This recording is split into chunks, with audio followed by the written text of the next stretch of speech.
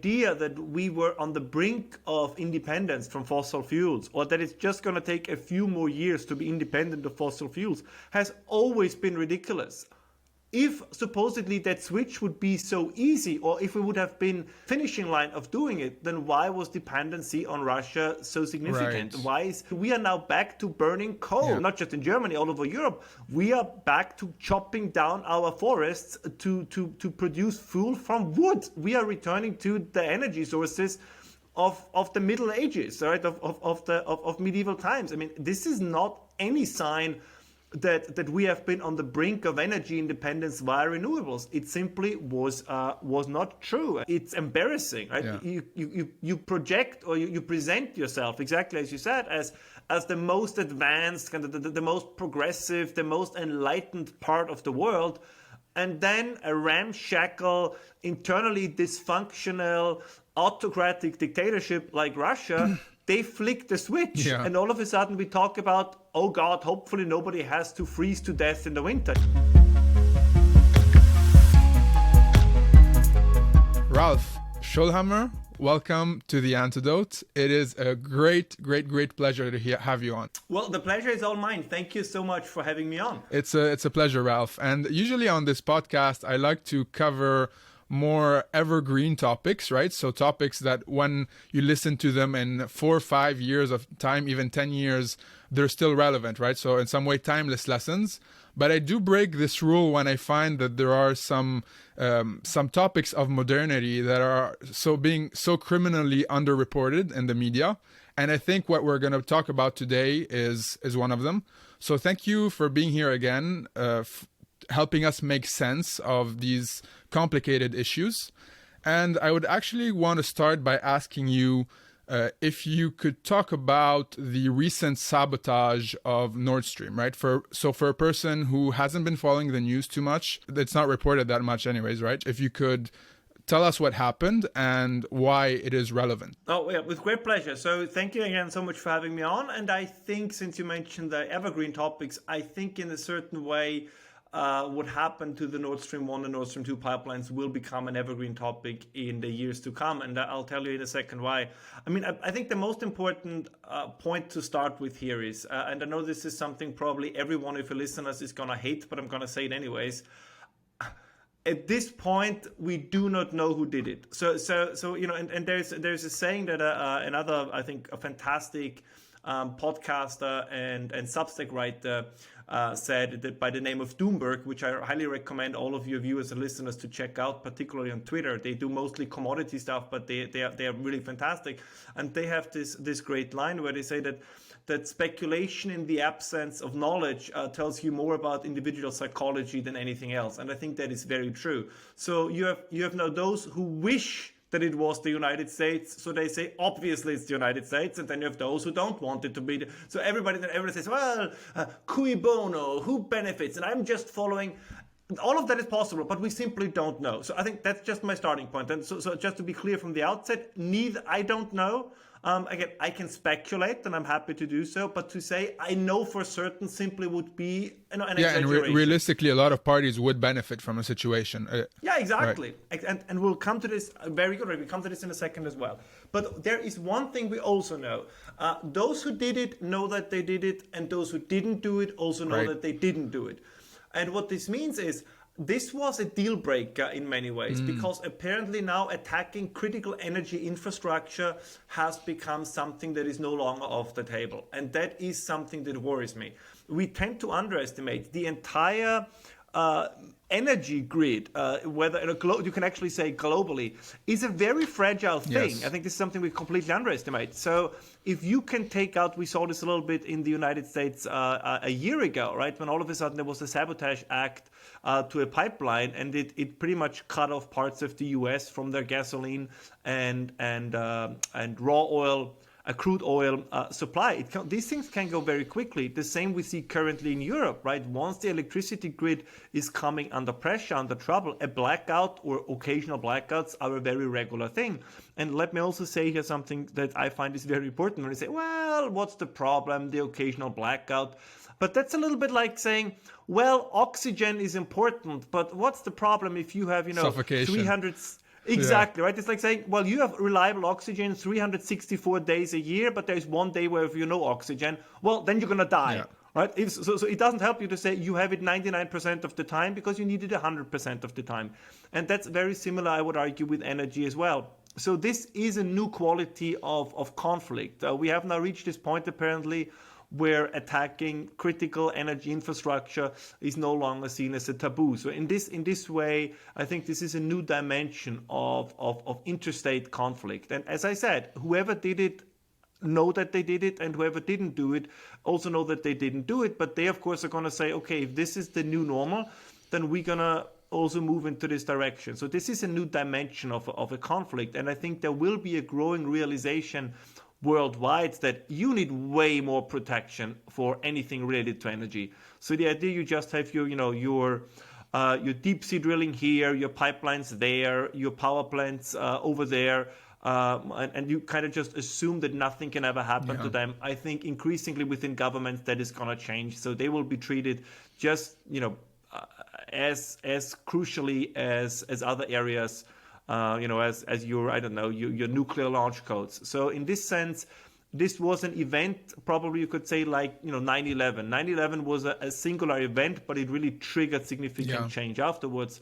And I think that the sabotage of Nord Stream 1 and Nord Stream 2, once again, independently of who did it, will have a similar effect. Yeah, you think it's a wake-up call, and for many governments to understand that warfare is taking another dimension, where maybe it's not launching missiles directly into the city, but it's maybe doing even more long-term damage because you're obstructing their capacity to live life, essentially. Oh, absolutely. And I think this is something that we only gradually start to realize, that in fact our dependency on energy, whether it's electricity or otherwise, has grown significantly. Yeah.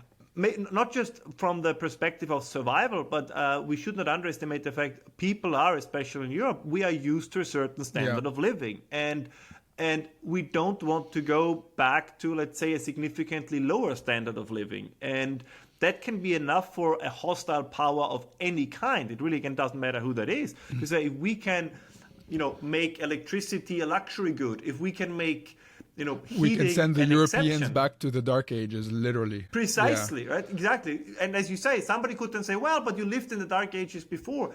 Well, we didn't. Our ancestors did. But we don't want to go back to this. So this is this is not really any kind of consolation to say, well, it's just as it was 100 years ago, because nobody wants to live like it was 100 years ago. Yeah, definitely. I'm Lebanese. I grew up for part of my life in Lebanon, and many people don't know this, but still in 2022, there's not a reliable electricity grid in Lebanon. So we do have constant power outages throughout the day.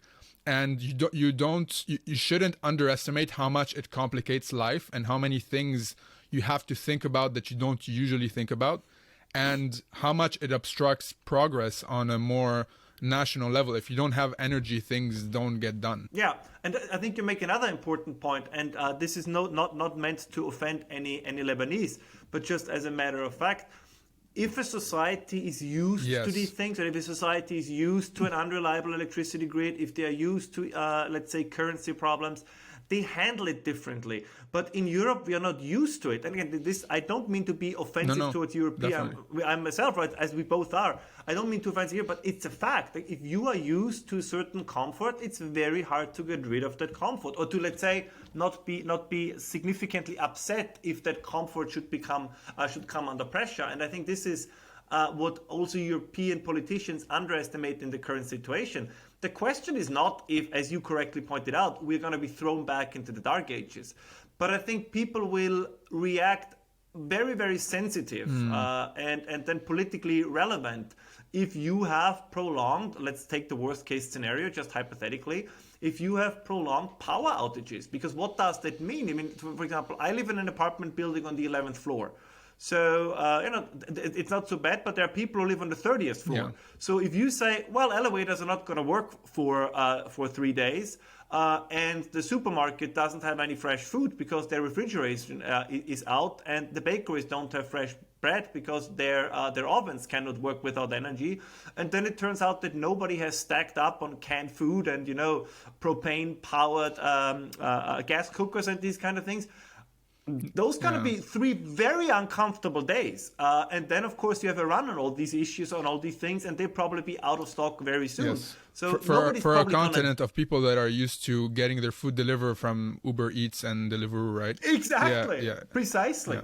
So I'm not sure. Again, I think some politicians in Europe are way too sanguine about this. When they say, well, a German politician recently said, well, power outages of 3 to 4 hours every day are acceptable. And again, I mean no offense, but maybe they are in Lebanon, right? Maybe they're in Afghanistan, but they are not in Germany, right? This idea that people will say, oh, you know what? That's actually not so bad. This is not going to happen. Yes. So the rural areas might cope a little bit better with it, especially those. This is, for example, my plan. I'm just going to move to my parents into the countryside for the duration because they still have a wood-fired stove and all these kind of things.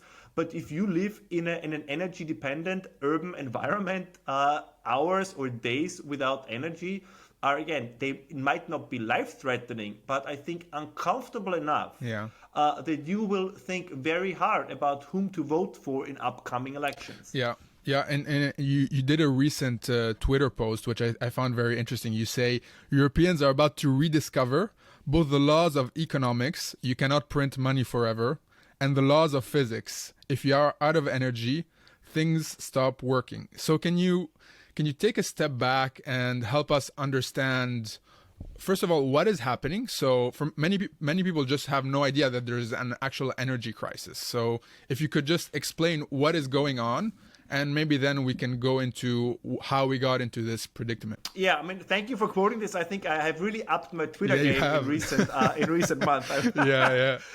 It's a horrible platform, but it is a little bit addictive too. I have to admit. No, this is I think one of the things we have to keep in mind, and this is not making easy or light of anything that's currently happening. But of course, what's happening currently with also the war in Ukraine, it exposed some of the core weaknesses, particularly in Western Europe. But these weaknesses have been around for a while, so we should not make the mistake. And I know the temptation is high, especially once again for the political class, to say, oh, this is all just Putin's fault, right? This is all just the war in Ukraine. It's the trigger, right? It's I don't know. It's like you are if you're lifelong on a bad diet and you develop certain health issues, then it's not because of one particular thing you ate the night before. It is because you were on a bad diet probably for most of your life, and it's a similar situation here. The Europeans have been selling, not all of them, right? And just for dramatic effect, I'm generalizing here. It's to one way or another true for all of them, so we can kind of parse it out in different percentages. But we've all been addicted on gas, right? Exactly. While at the same time, right, telling our populations that we make this huge switch and transition to green energy, which I'm not opposed to. But the thing is, if you want to switch from one resource to another one, you have to make sure that everything is in place, that you have no, significant scarcities along the way. And this was, I don't want to say a lie, but it was definitely misleading, because if you look at the numbers, I mean, Germany is a good example. Before the so-called Energiewende, the energy transition, they imported about 37% of gas from Russia. With the transition, they imported 55%. So actually, the more we were supposed to switch to renewables, the more we depended on Russian gas. Then you're sitting in Florence at the moment. I think in Italy it was even worse. Right, Italy closed down pretty much not all of it, but significant numbers of energy production. They built a few wind farms, but almost all the energy production, I think about 70% in certain areas, was switched to Russian gas. So this and the politicians did this. I think we have to be honest about this, because they wanted to pander and to virtue signal and to appeal to a very specific segment of the population and a very specific segment of the electorate. And now everybody is reluctant to take responsibility for it. But I think this is a truth we have to face. If you, to put it a little more bluntly, if you hand over to a potential enemy the keys to your economy, you give them all the leverage, And now you complain that when they see it fit to use it, well, it's not them who are stupid, right? So again, I'm no fan of Russia, but the thing is, if you outsource your energy needs to them and you simply expect them to just always act in your best interest, you can do this and it's going to work until it doesn't. And I think this is exactly the experience we're currently making. We do not produce enough energy in Europe. We do not produce enough electricity in Europe. Prices have been way too high, especially for consumers, which I think is another element, an important element, because high prices for energy is in fact an impoverishment or a form of impoverishment for the population. Everyone could be much richer in Europe if we would fully use and employ the resources we have, but we decided not to do it. And now the bill is coming due and reality is setting in. And I'm just afraid, once again, that if we look at what's currently happening, nobody is really having a plan beyond winter. I don't think we have a significant plan for winter, but we also don't have a plan beyond winter. There is this weird, again, idea that we have to make it through winter. All right. And what happens then? And that's a bit of a shame for an area which thinks it's one of the most developed and rich in the world, right? To lower its standard to we should survive winter with the least amount of people dying from the cold. It's I think you're way too polite here. It's embarrassing, right? Yeah. You project or you present yourself exactly as you said as the most advanced, kind of the most progressive, the most enlightened part of the world. And then, a ramshackle, internally dysfunctional, autocratic dictatorship like Russia, they flick the switch. Yeah. And all of a sudden we talk about, oh God, hopefully nobody has to freeze to death in the winter. You're absolutely right. I mean, it makes us look like it's almost a little bit like in H.G. Wells' The Time Machine, right? Where you have the Eloi on the surface, who are this, very effeminate, weak part of the human race, and they only lie around, in the sun all day and do all kinds of pleasures. Exactly. Yeah. While you have, in the underground, the Morlocks laboring away and pretty much, doing all the things that the Elois need to survive. And one part of the story is, of course, that the former then, occasionally cannibalize and eat the latter. And this is exactly what we see now. If you think you can make yourself a comfortable life, independency of Russia, of China, of the Middle East, whether it be Saudi Arabia or others, at some point reality is gonna call, and this is precisely what we see happening right now. Yeah, it's a national security issue to be dependent on somebody else's energy resources if they're your allies. Imagine if they're a warmongering country like Russia has historically been, right? It hasn't been a forward-thinking political decision. And what you think it's been is a self-inflicted energy crisis because we wanted to transition to green energy so quickly without a proper plan, shouting political slogans to satisfy electorates. And this is what happened, right? So we transitioned to unreliable energy sources while secretly actually just getting our energy from Russia. So we were acting like the nature keepers of the earth, but we were actually getting addicted on Russian gas. Am I correct in my interpretation? No, you're absolutely correct. I mean, the idea of which is a vision. I don't begrudge anybody who has that vision, but the idea that we were on the brink of independence from fossil fuels, or that it's just going to take a few more years to be independent of fossil fuels, has always been ridiculous. For the very simple reason that also nobody talks about, because even producing renewables needs a lot of energy, and it needs a lot of fossil fuels for that. And we don't even have to talk about all the other necessary mining and all these kind of things that you need in order to produce, solar and wind. So there's this idea that this just falls like manna from the heavens. This is simply not how this is working. Once again, I'm not opposed to any of it. But the idea that you can power your entire economy with it is, to be quite frank, is simply ridiculous. And we see this now. I mean, this is when people say, well, you're just against renewables and you're just a shill for the fossil fuel industry. Yeah, but that's more by coincidence than by design, because we see it now. If supposedly that switch would be so easy, or if we would have been just in the finishing line of doing it, then why was dependency on Russia so significant? Right.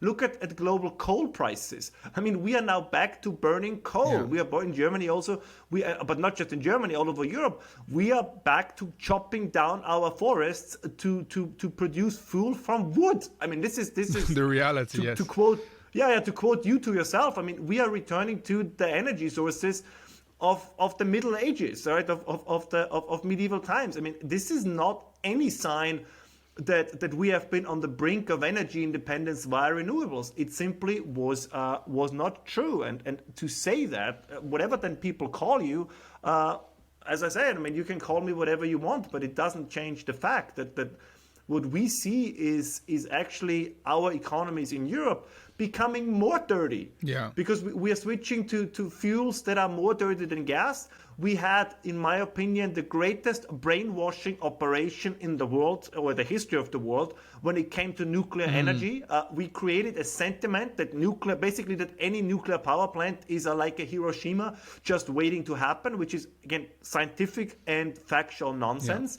Yeah. But we have cut ourselves off from all the possible replacements, both for fossil fuels, or at least, let's say, low CO2 emitting fossil fuels. I mean, gas is not perfect, but it's better than coal, right? It's better than oil. And nuclear has, of course, its downsides. But when it comes to CO2 emissions, when it comes to reliability, it is one of the best options we have. But the point is, allow me this last one point, everything in this world has risks. Yes. Everything does, right? If we look worldwide, the number of people dying in car crashes is horrible. How could you get the number to zero? Well, ban cars, hypothetically. Yeah. But we wouldn't do this because we say, yes, every death is tragic, but overall we assume that the positive impact or the benefits of modern transportation outweighs the downsides. I mean, same with airplanes. Every airplane crash is a tragedy, and if no airplanes would fly, we would have zero airplane crashes, but we don't do it. And the same is the case with nuclear, although even there, the so-called nuclear incidents have been significantly embellished, again, by a media that is part of this, what I can only call a brainwashing operation. I mean, the number of people that died of radiation in Fukushima was one. And the other thing is, building nuclear power plants in tsunami-endangered areas, that's another topic. Japan is an island. For example, Germany is not an island. Yes. So the likelihood that Bavaria will be swept by a tsunami, as far as I know, is close to zero. And the other always says, Chernobyl. Well, again, Chernobyl was not even at the time a state-of-the-art nuclear production facility, and it was over 40 years ago. This is like you saying in the 1980s, you're not going to step into an airplane because something happened to airplanes in the 1940s. Yeah. So again, we are completely irrational. Well, not irrational. Let me put it differently. We have turned the matter of energy, the matter of nuclear, the matter of fossil fuels, into a quasi-cult, into a quasi-religion. This is always my thing because people say, "Oh, Ralph, you're against renewables." Not at all. Where renewables make sense, whether, for example, in England, right, in the United Kingdom, you have certain areas where you have the conditions that wind power can actually become part of the base load of the needed energy. Because it's consistent. Of course, precisely. Am I for this? 100%. Yes. If you say you want to say, southern Italy, if in Sicily, solar farms make sense, I'm the first one to say, yes, let's do it, all for it. Does it make sense in Northern Europe? The solar farms in Sweden, in Norway, where for 5 months you barely have any sun? No, it makes no sense. And I think this is the way we should approach this. My position is a very simple one. Ideally, the monthly electricity bill for the average citizen in Europe should be 20 euros. This would be my political goal. And we should produce electricity to such an extent, energy to such an extent. So we can export it. Exactly. Yes. And so many plans we see circulating now. So a professor at an Austrian university recently said, well, the best idea would be, that might be a good idea, even though I see some technical problems, would be to build huge wind and solar farms in Northern Africa, in Algeria, in Libya, in Tunisia, right, and then export it to Europe. And my point is, so first we depend on Russian gas, and now we want to switch that, and now we want now we want to depend on Algeria, Libya, Egypt. I mean, if you allow me to say this, are we insane? Yeah. So we move from one unreliable partner to the next unreliable partner, and this is my point. These things are, to a certain extent, no, it's a cult, and we would have resources in Europe. We would have natural gas in Europe. Again, does fracking have downsides? Absolutely. Can these downsides technologically be solved or mitigated or minimized? 100%. Yeah. So the idea that, oh my God, if we frack in Germany, it's like, then the earth is going to open up and swallow Germany. It's not true. You will have problems in certain areas and you have to address them. Just as you have if you build, a hydropower. If you build a dam, right, sometimes potentially people have to move. So there will be downsides. But as always, there are no perfect solutions. There are only trade-offs. And I think we tend to make the wrong trade-offs. Yeah, and there almost seems to be this wish from Europeans that they can have a perfect continent which is not touched, which is perfectly in line with nature, while we export our dirty work to other countries, right? To the inferior parts of the world in some way. They can produce our energy and we can buy it back from them. But realistically, if we want to be independent, if we want to become relevant economically again, because that's one of the other things you touch upon often, is Europe has been in a descending spiral of economic distress for decades now, right? If we want to have a role again in the world, this is something we need to start thinking seriously about. Yeah, no, you're 100% right here. And this, I think, what you just touched upon perfectly is, I think that shows you a little bit the quasi-religious component on this. Every political idea or vision that ends up in a potential utopia should make us suspicious.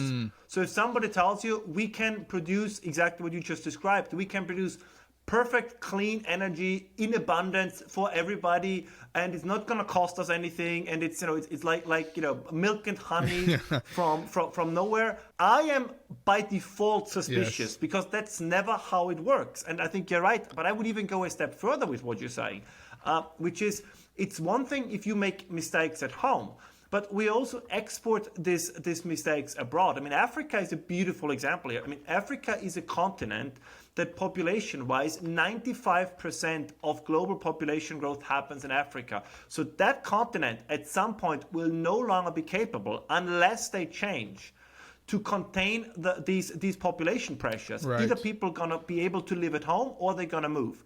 But what does a country need? If, for example, Nigeria wants to take care of 250, 300 million people, which is almost the population of the US, and this is the direction which it is going, they're going to need reliable, constant, high levels and high amounts of energy. So if then the Europeans go down there and the United States do it too and say, well, you cannot build pipelines, you cannot explore, these and that sources of fossil fuels, you have to do again all renewables, it's not going to suffice, it's not going to be enough. So you condemn those people to poverty, but nobody wants to be condemned to poverty. So they come to Europe. That's one thing. And what bothers me even more is, so it's almost insidious. So you say, oh, look at what's happening in these countries. They have all these problems because of climate change. No, they don't have these problems because of climate change. They have these problems because of a lack of energy. And they have a lack of energy because it's climate policies by the West that condemn that to that to that energy shortage. So the problem in Africa is not climate change. The problem in Africa is climate policies. Yeah. And unless we realize what we are doing to the Africans in the energy sector, I mean, this is worse than the inheritance of colonialism or the inheritance of imperialism, which might be bad enough.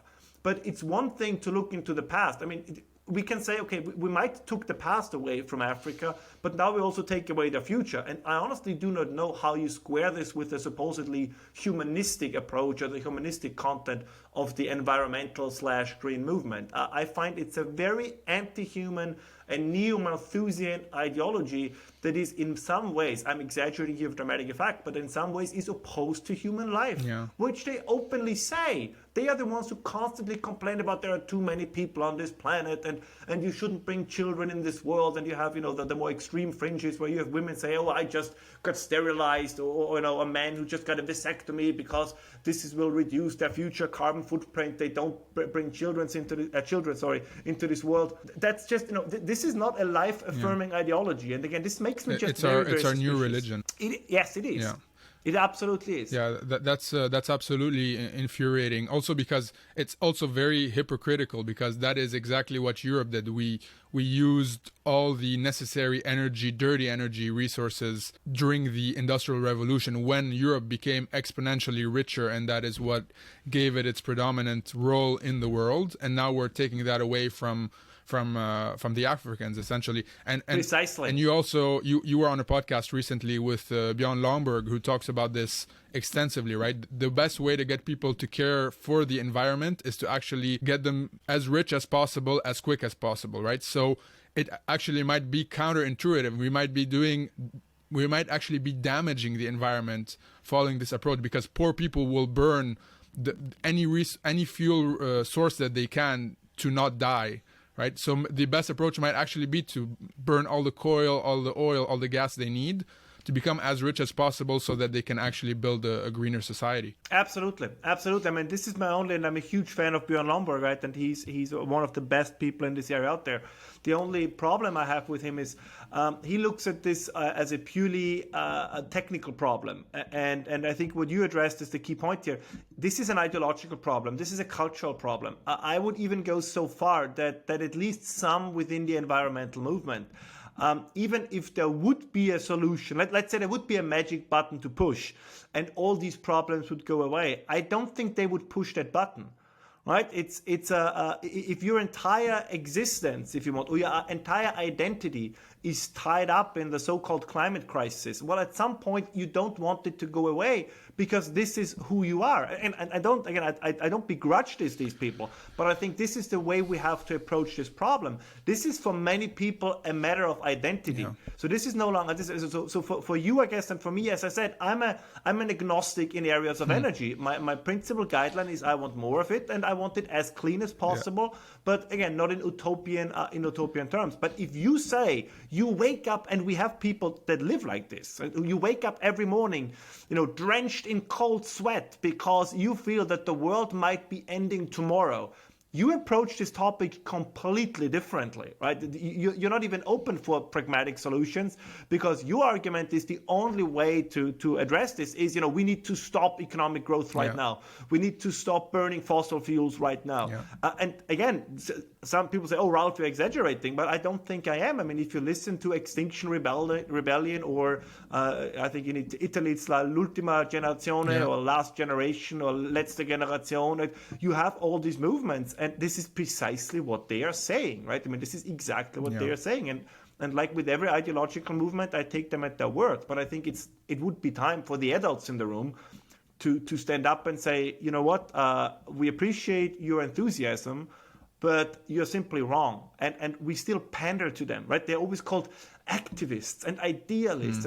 No, they in many areas have crossed over to, I hope you forgive me if I'm saying this, but they have crossed over into low-level terrorism. Yes.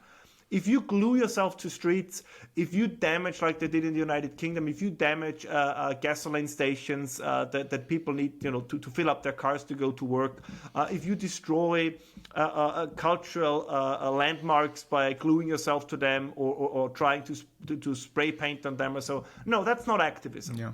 If neo-Nazis would do this, we would not call them, nationalist activists or nationalist idealists. We would call them what they were, right? We would call it a low-scale or a low-level form of terrorism. And this is, I think, precisely how we should treat this as well. Yeah, I love that you use religious terms, because to use an analogy, the church wouldn't want the concept of hell to disappear, because that's how you keep your the people coming to church and listening to what you have to say, right, during mass. So definitely, but I want to push back slightly on that, Ralph, because one thing I try to do on this podcast is to have different points of view, right? So something I interviewed actually a journalist a couple of weeks ago who would actually take the more environmental left-leaning stance than the one we're having at the moment. So I would like to try to bring a similar argument to the table, and I think they would say, but this is all these are all necessary growing pains in the transition to net zero, that maybe we should get used to having higher energy prices, because this is better for the environment, and in the long run, if it's better for the environment, it's better for the human race. Okay, let's assume, if we're playing devil's advocate, Let's assume for a second that argument is correct. Yeah. And I'm absolutely happy to grant this argument. But my question or my counter question would be, okay, let's assume you're correct. But how are these growing pains distributed? Who is actually feeling those growing pains? You cannot have this transition. Let's assume also it's possible. You cannot have this transition to net zero, particularly in democratic countries, if you lose 60% of the electorate. So even if everything that the other gentleman or gentle lady said is correct, my question would be, how exactly do you think is this going to affect voting behavior? So if you say we're going to ram this through because it's absolutely necessary, right. You have two choices.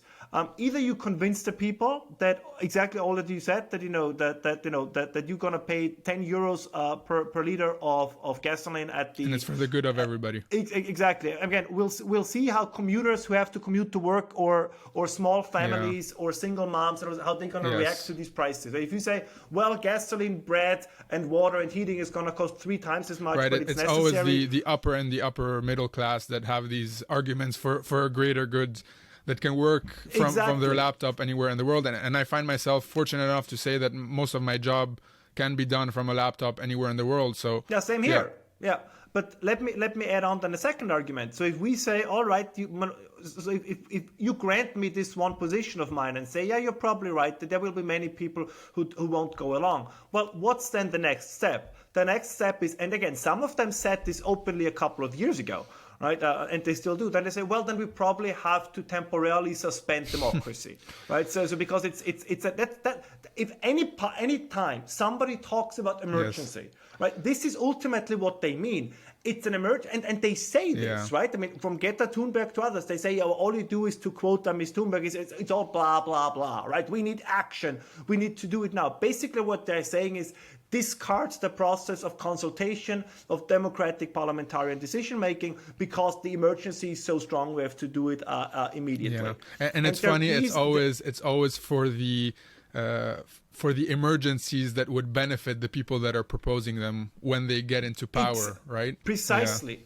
And this is why I'm very, very, I get suspicious when people say, let's temporarily suspend, certain processes, because everything in the world of politics that's temporarily, after a while, becomes permanent. Yeah. We saw a little bit of that during the COVID pandemic, for sure. Yes, we did. No, you could not be more right. And this is why if the argument is, right, we need to suspend democracy and we need to inflict tremendous pain on the lower middle classes and the working class to solve this climate crisis, sign me off, right? I will neither verbally nor otherwise be part of this, because the other thing is I don't see the willingness to take steps to alleviate the cost for the lower classes, right? You cannot be, to give you another example, you cannot be pro lower CO2 emissions and at the same time be against nuclear energy. So I do not take any environmental activist seriously who is on the one hand telling me the climate is collapsing because of CO2, but then at the same time says, but we can't use nuclear energy, which is very much low CO2. So this is it's always my point is, unless I don't have the feeling that the person I'm talking to comes from a point of actually wanting to solve the problem, but comes from a point of kind of, religious fanaticism or cultish fanaticism. I mean, I'm still going to talk to them, but I'm going to talk to them differently. And we already see some of this with, for example, Ursula von der Leyen's declarations when she talked about, for winter we probably need to flatten the curve of energy consumption, and it just talks to the huge disconnect and quasi-authoritarianism that some European bureaucrats are starting to have regarding the population, which is, yes, we probably need to do the same things we got used to during COVID, which is sacrifice voluntarily to flatten the curve of whatever the emergency is at the moment.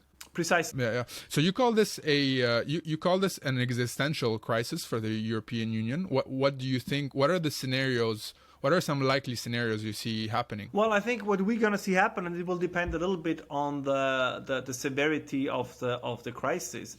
But despite the promises to the opposite, Europe still consists mainly of nation states. Yes. And once things become troubling, let's say, the old national instincts kick in. So can we, for example, really rely on countries that can be self-sufficient when it comes to energy, that they will cut energy to their own population to export it in solidarity to other countries?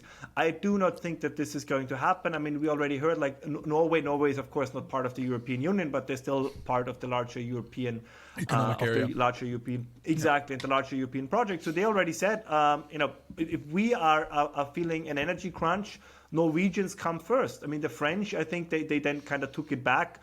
But there was at least a leak of information saying that they are considering scaling back or completely stopping exporting electricity to Italy. So these things are already being, let's say, part of the conversation. Yeah.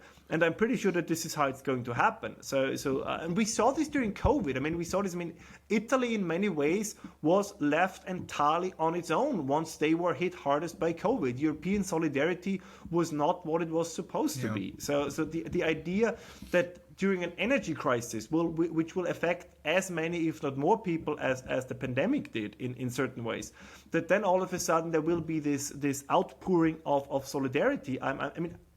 Once again, I'm not wishing for the catastrophe to happen. One warns of it in order to avoid it.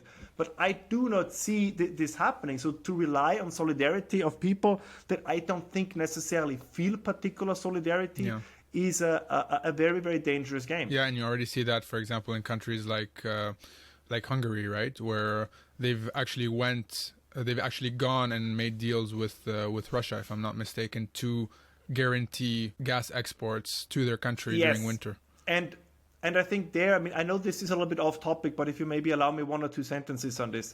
I think there you see another development within Europe, which is that in Western Europe, and by the way, just to be very clear from the outset, I'm neither defending nor attacking either one of those visions. I'm just pointing out that they are different. In Western Europe, although kind of national interest still exists, there is some legitimacy for the idea of the European Union as the supranational institution, right? The idea that the whole is more than the sum of its pieces. Right. That idea is not as dominant in Eastern Europe, right? I think that in Poland, in Hungary, in other countries, they view the European Union as a way to forward their own national interests. So for them, it's not we do something for the sake of the European Union. It's much more the European Union is something that helps us in our own, national interests. And this is something you see now, precisely the example you used. The Hungarian government makes no qualms. I mean, they say it openly. They say our primary responsibility is to our people. Our primary responsibility is to ensure that the Hungarian economy is not going to stop. And we currently cannot do so without resources from Russia. So regardless of what the EU is planning, we need exceptions for that. And by the way, the EU has granted almost all these exceptions. And you see it in other areas. You see it in other areas as well, right? That Poland is much more belligerent when it comes to the Russia-Ukraine conflict, than other parts of Europe. Because they have it right at their border. Exactly. Yeah. You had court decisions in Poland, for example, in other Eastern European countries that made absolutely clear, which was completely reversing the trend in Western Europe by saying, no, national law comes before European law. So there is a divide in Europe. And as we both probably know, right, the stability of a system is tested in times of crisis. Yes. So this is, I think, again, something that Europeans or that European institutions get completely wrong when they say, "Oh my God, everything works so well, we cannot let this crisis destroy it." No, the crisis is the test. Yeah. Right? This is not the test. When everybody is happy, it's easy to show solidarity because nobody needs it. Yeah. But now that actually there is a crisis, we see how far that solidarity actually goes. And to be honest, and I'm not happy about this. I cannot stress enough. This is not something I'm glad of. I'm not gloating. But we have to admit that in many ways, Europe is failing that test. We'll see how we move forward then. But at the moment, European unity exists, in the editorials of the Financial Times or of, certain publications. But on the ground, it is not there. I mean, we see it with the sanctions. I mean, this is all we make sanctions and immediately make exceptions from the sanctions, which is a very European way or European Union way of doing it. Let's hurt you unless but nowhere it hurts us. Yeah. Precisely. Yeah. Take a shower without getting wet. Yes. And this is just not how any of this on the long run is going to work. And this is also why nobody geopolitically takes us particularly seriously. I don't want to get off topic, but I think you have many indicators of this. I mean, this goes back to your very first question. The only geopolitical power we Europeans feel that we have some actual influence on are the United States, more for historical, cultural reasons than for raw power reasons. Yeah. So there is almost an underlying hope that somehow the United States are responsible for everything happening in Ukraine, because if they are responsible, they are the ones that we have an influence on, and then we can actually play a role. Okay. Wow. That's extremely interesting. Wow. Yeah. So do you see the European project potentially in jeopardy on the long run? Oh, at the moment, very much so. Okay. We are strained, I think, in many ways than we realize, for reasons that go beyond the energy sector. It's connected to the energy sector, but they go beyond it. As you certainly, and as your listeners certainly also know, the dollar, the US dollar has become a wrecking ball. It's, we heard for decades how the yen, the euro, the renminbi all will replace the dollar. The dollar will end as their global reserve currency. Yes. We see exactly the opposite at the moment. The dollar is stronger than ever, and this will remain like this at least for the foreseeable future. And what we see as a consequence of this, Europe never really solved its finances. And before we started this recording, I just repeat something we said before. So my love for Italy is unmatched.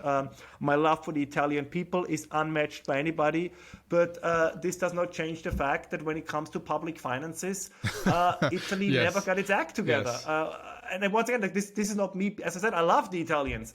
But for decades, they pretty much lived off the money printing machine of the European Central Bank. Yeah. We don't know how big the shadow economy in Italy is, so there might be almost a hidden power there that makes things not that bad. But if we look at the current numbers, a financial crisis, a 2008 financial crisis, 2008 style financial crisis in Europe is possible, but this time with a severely weakened Germany. Yeah. Germany is currently in a state of severe weakness, of domestic economic turmoil, of a dying middle class, of a dying industrial class. Germany is de facto deindustrializing at the moment.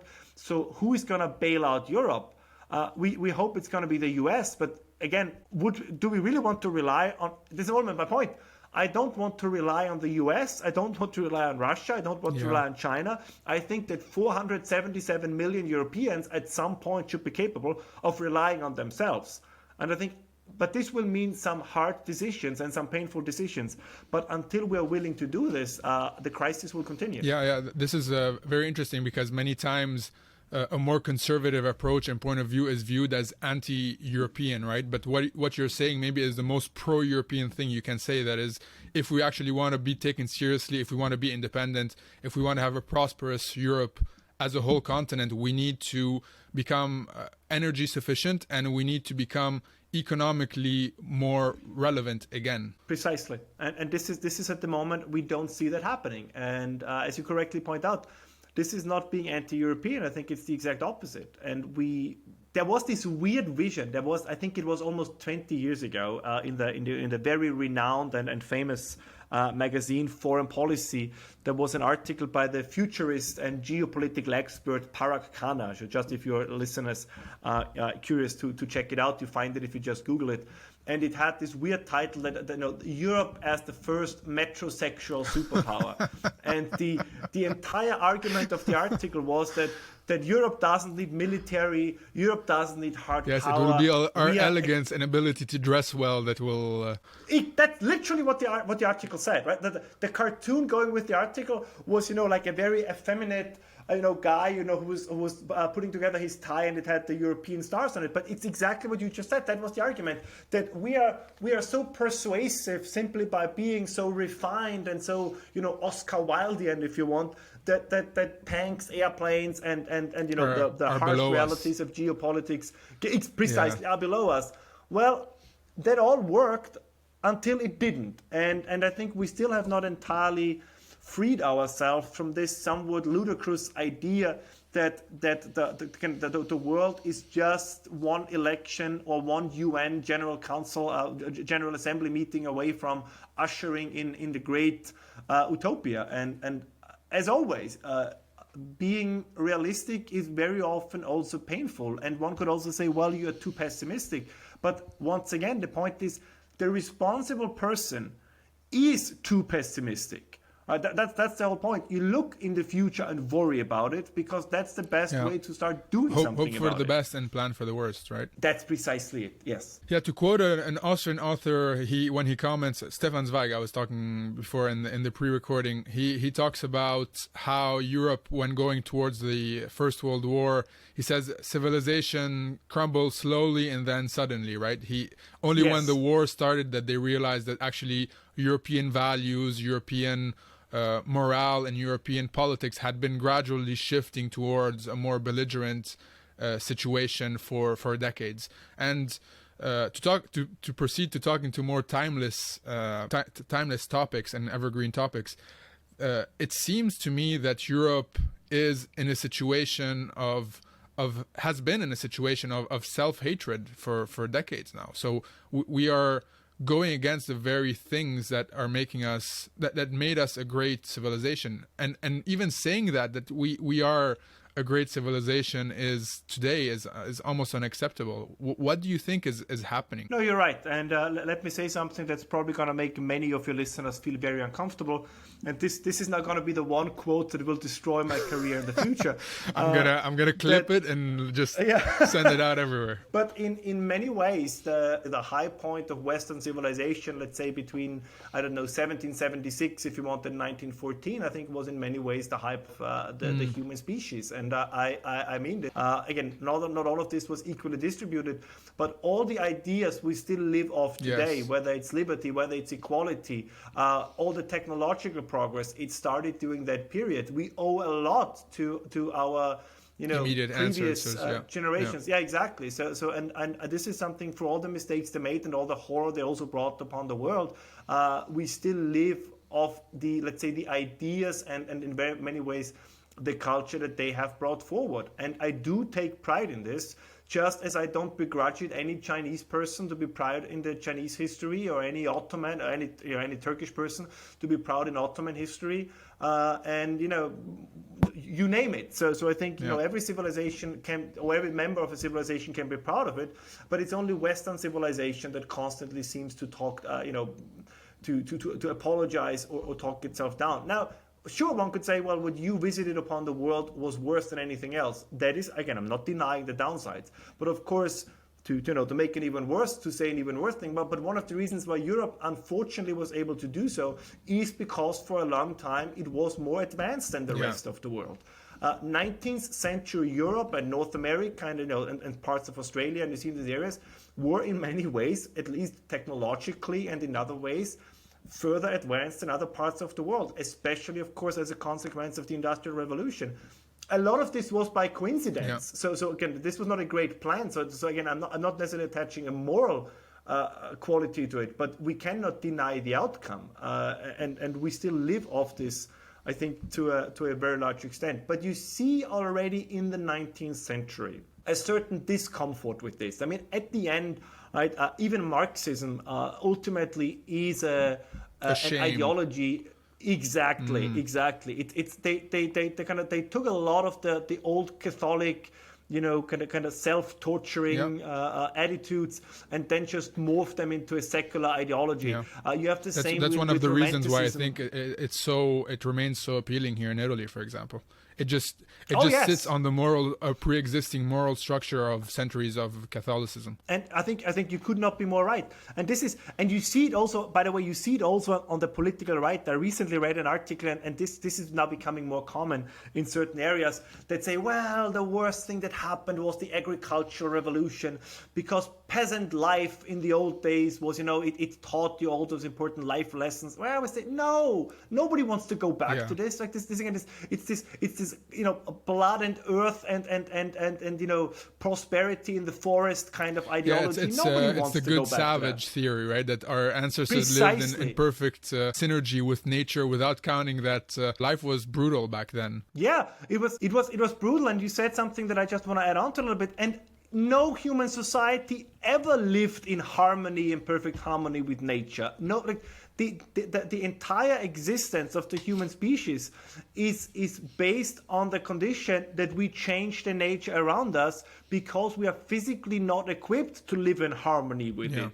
We need fire, right? We need the wheel. We need all these kind of things. There is no civilization, large or small, that ever lived in harmony with nature. Again, this is a myth. Even indigenous tribes, whether it was the Indians in North America who almost hunted the buffalo to extinction, or they burnt down parts of the forests for agricultural reasons. Yeah. So this idea of that, and I recently again read it by somebody who I really value, also said, well, the hunter-gatherer societies are those who are truly in line with our nature. No, they are not. Human nature is to engage and if you want to conquer nature, for better or worse. This is just who we are.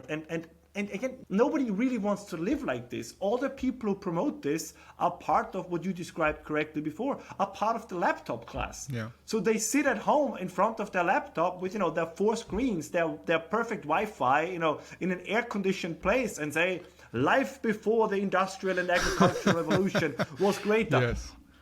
What's stopping you? Yeah. Pack your things, go to the untouched areas of the Amazon with your family and live that kind of life. You will find out living in harmony with nature is, as you said before, probably going to be a very short life, and it's not a very comfortable life. I'm just getting tired of this anti-civilizational, in many ways like anti-progress attitude. Technology is never a perfect solution, but it is a solution to many of the problems we have. And as I said, whether it's the left version or the right version of this, going back to a pristine state of the world, where everything was harmonious. And so, no, it wasn't. I mean, even what I said before, the 19th century I treasure in many ways, but it was not a harmonious century. Right? No, definitely not. Yeah. But look at it in a sense. Look at what it brought forth in science, in the arts, in refinement in many ways. I mean, Vienna. Since I'm just saying this because I'm in Vienna. Vienna at the turn of the 20th century, I mean, from an intellectual life perspective, was one of the places to be. I mean, this was from Sigmund Freud to all these other guys and women, of course, as well, that have been around. I mean, what a time to be alive as a philosopher, as a scientist. Again, I'm not saying we should turn back the clock, but I'm saying maybe there is something to be learned from the past, and we only condemn it. This is what bothers me, right? There is this tremendous arrogance of the present. Oh, we all know better. And it's even worse than this, right? It's one thing if, let's say, the older people nowadays say they know better. But we have completely inversed the concept of experience, the concept of learning. And we cannot, the younger somebody is, apparently the more we believe that they have some secret wisdom. So they look at the past thinking these immoral, ignorant bastards that killed half of the earth, basically, without being grateful that anything we have today, we have to owe it to the efforts and the hard work of our ancestors that's really built a safe and amazing society for us. Yes, and we say, and nobody wants to live somewhere else. I mean, look at global migration movements. Everybody wants to get to the West, and again, we can talk about the issues of that as well. But even the non, let's say, industrialized and electrified areas of the world, nobody wants to live like this. And I don't blame them. I mean, this is always the thing, right? This is, try to export the Western model of living and it's all, cultural imperialism. And parts of that are definitely true. But I do understand when people in the Democratic Republic of Congo would like to have running water and reliable electricity. I mean, I find this is, this is not Western imperialism. Yeah. This is just a desire. I mean, people have families there, right? They want the future for their children. They want all the things that we take for granted. And I have a lot of sympathy for those people. But my sympathy, and this is, I think, another important point, my sympathy means I want to enable them to live such lives where they are. and not kind of, once again, and this is another quasi cultish religious element, to say, oh no, we need to bring them to the West, and then mass migration is our atonement for our sinful past. You're not going to help anybody. While keeping them poor in their country. Let's add to that. Precisely. Yeah, I listened to one of your podcasts recently where you interview a person about Roman history. And at a certain point, he mentions a medieval intellectual, Ibn Khaldun, I think his name is. And the quote is, societies grow powerful, successful, wealthy, and decadent. So do you think when we'll look back at this time 100 years from now, it will be the irreversible descent of Western civilization in its historical cycle, or do you think we can repair this in some way? I tend to be more optimistic, because one of the parts, or kind of one of the stories of Western civilization, is that it has gone through forms of renewal time and again. Yes. I mean, there is a reason why we use the term Renaissance, yes, yeah. right? So I think I don't think that necessarily. I mean, the demographic developments worry me, because if there are no Europeans around, it's going to be very difficult to maintain Western/European civilization. Yes. But that being said, I think we have to drill down a little bit on what is this decadence, and I think we have to distinguish between material comfort is not necessarily, it's not a threatening decadence, right? You can live in material comfort and still have your values in order. Yeah, look at the Romans. Precisely. Right? And a certain degree of comfort, a certain degree of leisure time is necessary to be a great civilization. Yes. Right? If everybody toils away, then nobody will have time to write music, to do philosophy, yes, to write plays. But I think that the problem we have in the West is a particular form of decadence you find now on both sides of the socioeconomic spectrum.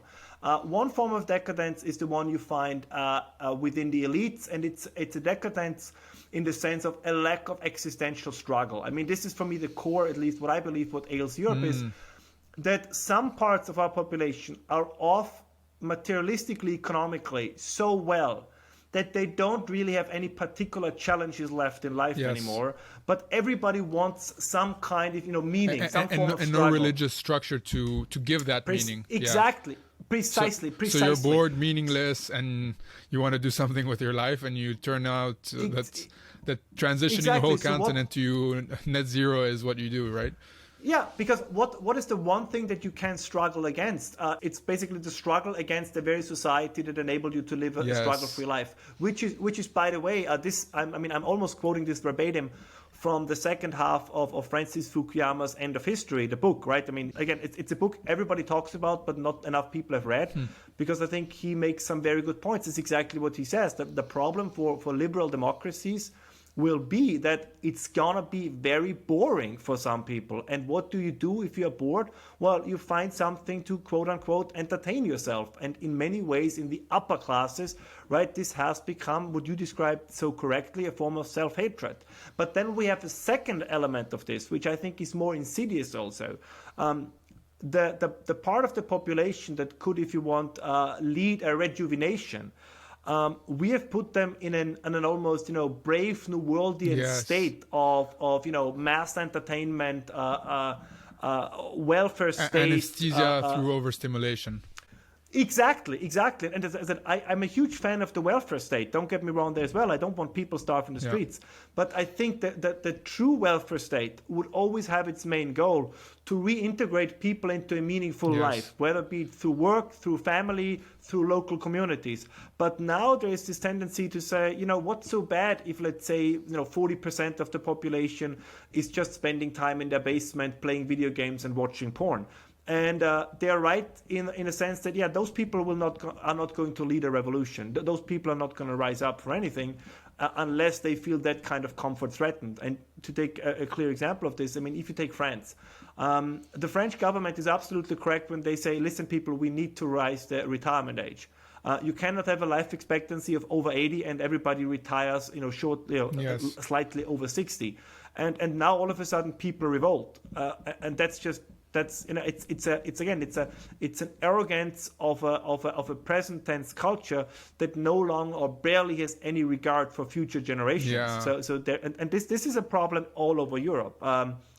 if you no longer identify with the idea, at least tacitly, that you are part of a larger flow of history, that that there are certain invisible cords, as Abraham Lincoln said, that connect you with previous generations And future and generations, that are yet to come. Exactly. Yeah. If you think it's only you here and now, you're not going to care about these things, and that is going to be self-destructive at some point. And at the moment, I'm pessimistic about the potential reversal, at least in parts of Western Europe. I still hold out in parts of Eastern Europe. But to be very clear, this is a challenge all countries in the world have. I think which also shows you a little bit how thoroughly, for all the criticism, how thoroughly westernized the world has become. Yeah. Yes, China is having the same problems. Exactly. Yeah, of a young generation that doesn't want to be working anymore, basically. Yeah, but I think you're absolutely right. What we see, of course, with the Chinese is they actively try to address this. So China is, for better or worse, and I mean, this is going to be, I think, a huge factor also in the years to come. I mean, they're actively promoting this form of new Chinese nationalism exactly for the reason that you just said, because their argument is if people don't believe in China, we're going to have a political but also a social and economic problem. So at least they have realized the problem.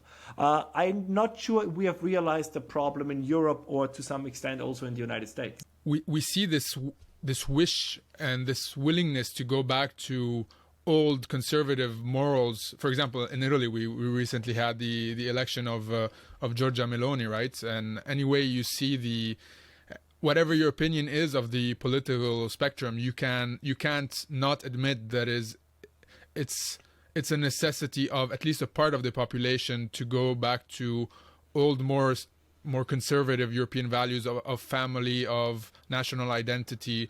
And I think a lot of people feel a need for that. I think that's true. I mean, I have to admit, everything I've heard and read about Giorgia Meloni, I find quite impressive.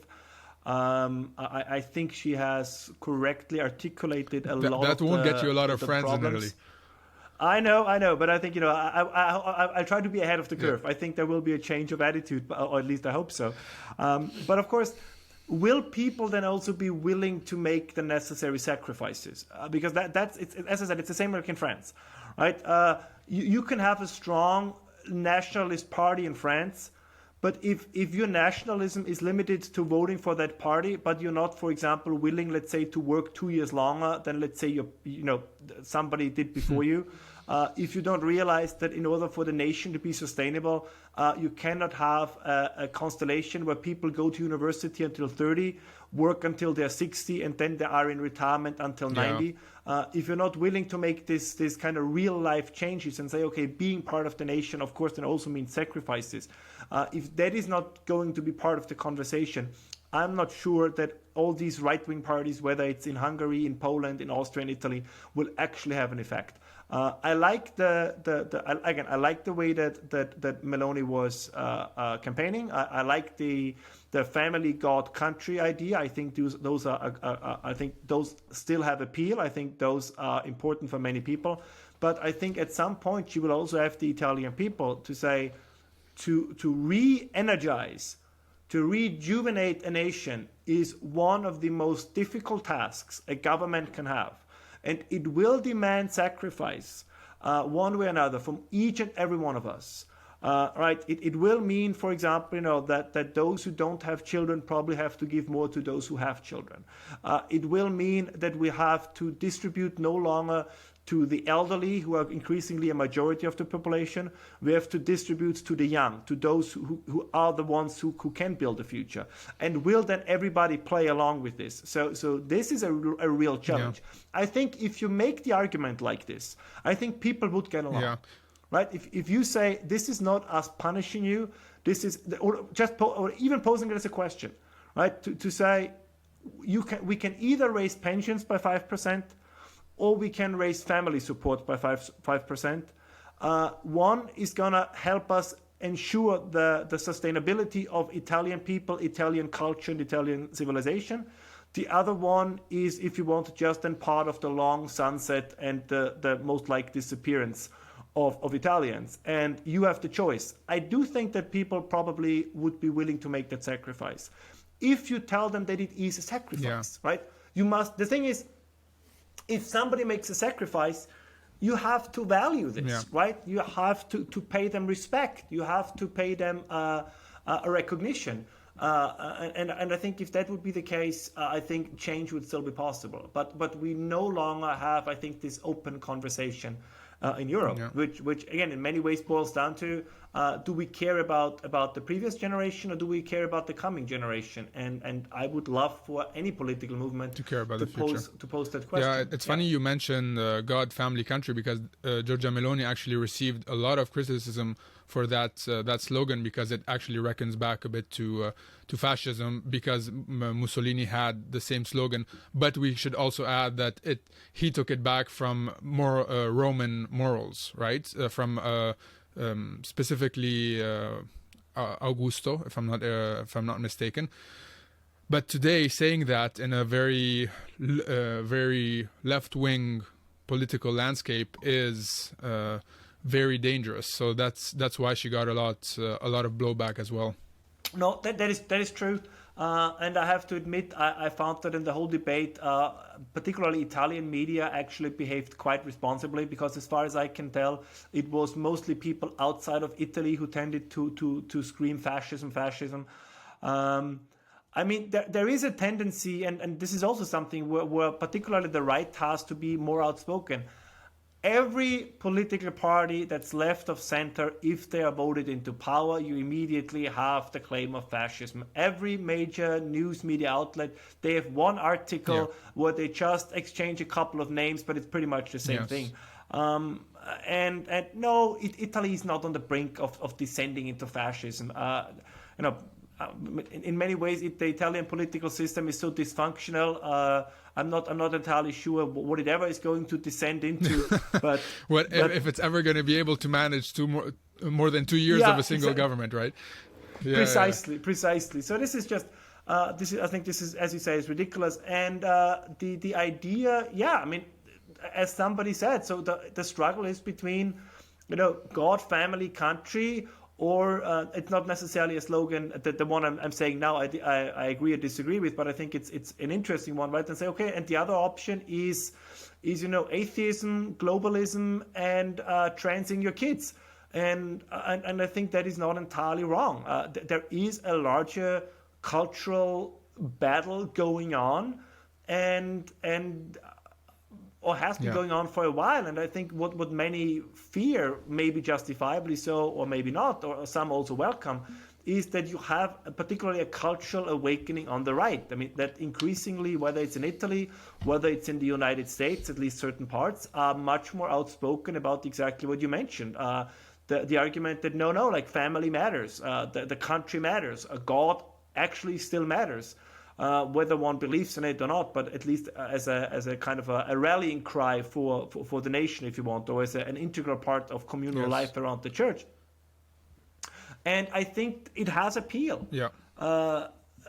In many ways, because we know that in these strong families, strong local communities, almost exclusively have benefits for the people living in such close-knit communities. Once again, I'm not going to go back to the medieval times or pre-industrial times, or but I think we have to be honest about this, that loneliness or kind of pure individual autonomy has significant downsides.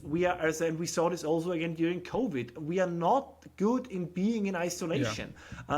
We need community. We need these things around us. And I don't think that a term you mentioned early on, I think modernity has not really found a good answer to that problem, with their emphasis on individuality, which I treasure, right? It's a great thing, but I don't think it's on the long run sustainable.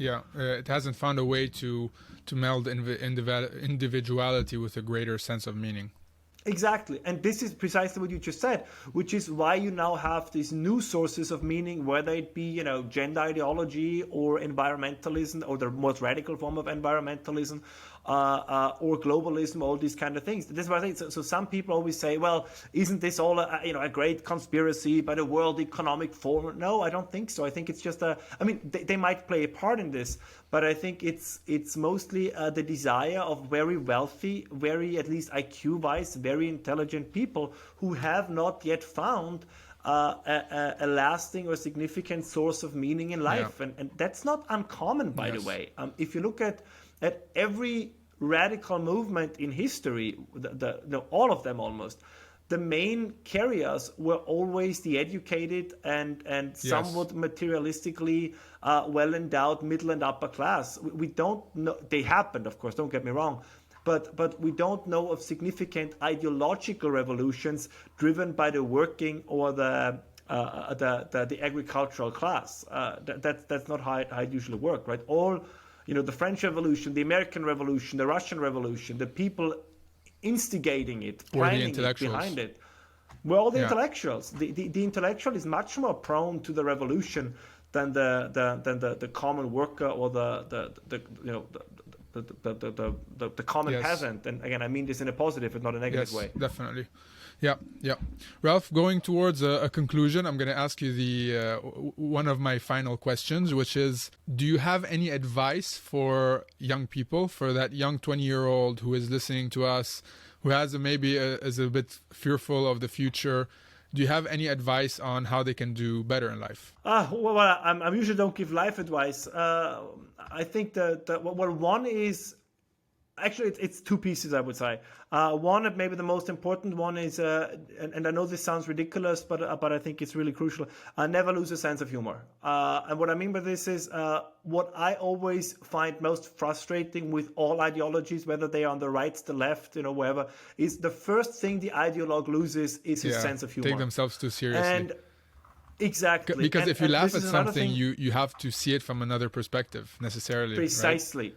Precisely, and it also helps, sometimes to find, what was, in a sense, it tells you that life is not all about one issue. And this is, by the way, also what is a great sign of civilization as well. I think every great civilization allowed for a certain element of humor, right? Whether it was in ancient Rome, whether it was in 19th century Europe, where you had from Nestroy to Molière in France, right? Kind of where you had all these people making fun of the societies they lived in. So this is my first piece of advice. Don't be super serious, even if it's a serious topic. Humor helps you to convince people. If you make people feel good, right? If you make them feel lightened up, they will be much more likely to listen to your message than if you come at them with a sledgehammer and foam at your mouth. It's not gonna, you're not gonna convince anybody. And the second thing is read history, right? I think, as you did, kind of particularly as you do on your podcast with the evergreen topics, many of the things that we discussed today, you'll be surprised how much of it has been around before, one way or another. So many things, right? From I don't know, again, from gender to the environment, all of these things have been around before. I mean, just to give you one example, if you read, I don't know, let's say about some of the French intellectuals shortly before the French Revolution, they had everything from pansexuality to gay sex to orgies, like this has all been around. So even the much vaunted sexual revolution of modern times, again, it got maybe more, but all of this has been around before. So we truly stand on the shoulders of our ancestors. And again, I think it makes us look at the world a little lighter. The world is not going to end. The world is never going to end because the planet is not going to care if human beings are on it or not. It's going to continue to run in circles around the sun and remain a happy warrior in whatever the issue is. You never reach the perfect state, but I think every one of us can make a contribution to make it a little better. But generally, I know I repeat myself, but it's so important for me. The growing humorlessness and the dryness and the constant "the sky is gonna fall tomorrow" attitude, I think is tiresome. And no matter where you stand politically, you say, I take these things seriously, but it's not as if I can't get up in the morning and enjoy a beautiful sunrise, because the sunrise is still going to be there tomorrow. That's a great way to end it, Ralph. Would you care to tell people where they can find you if they want to read more about your work? Sure. I mean, the best way to do it is you just Google my name, Ralph Shoellhammer, which I'm sure you have it probably written somewhere in the description of this podcast. Exactly. And usually that brings you directly to my homepage. Again, it's a very old-fashioned homepage. I'm horrible with new technology, but you'll find everything, everything I've written or talked about, and also the other links to all the other social media on there. So that's going to be a very easy way to find both my writing and my speaking, if anybody should be inclined to do so. Fantastic. And you're very active on Twitter, so I do suggest that people give you a follow there. Yes, it's a hate platform, but I know I'm occasionally sucked into it. I admit it. Yeah. Ralph, it was a real pleasure. I think we touched on so many topics, and I'm really intellectually very satisfied. I feel like I had a really good intellectual workout, and I hope that people listening find this illuminating as much as I did. So thank you so much again for being so generous with your time. I can't state again how much I appreciate it. No, it was my pleasure, and to be honest, I hope we can do this again. All right, the events are gonna come spilling in from everywhere. So I think that a lot of the topics we have touched on today, we should revisit them in the not too far future. Yes, definitely. Also because I repeat that Italian media, but media in general, is doing an appalling job at what they should be doing for society. So it's up for us podcasters to step in and give some real information where necessary. Yes. Yeah. Ralph, have a great day, and say hi to beautiful Vienna for us from Italy. If you do the same to Florence, I will. Ciao. You too, thank you. Ciao e grazie per aver guardato questo episodio fino in fondo. Se questa conversazione ti è piaciuta, qua trovi una selezione delle migliori clip dalle ultime settimane. E non ti dimenticare di iscriverti al canale del podcast. Ci vediamo alla prossima.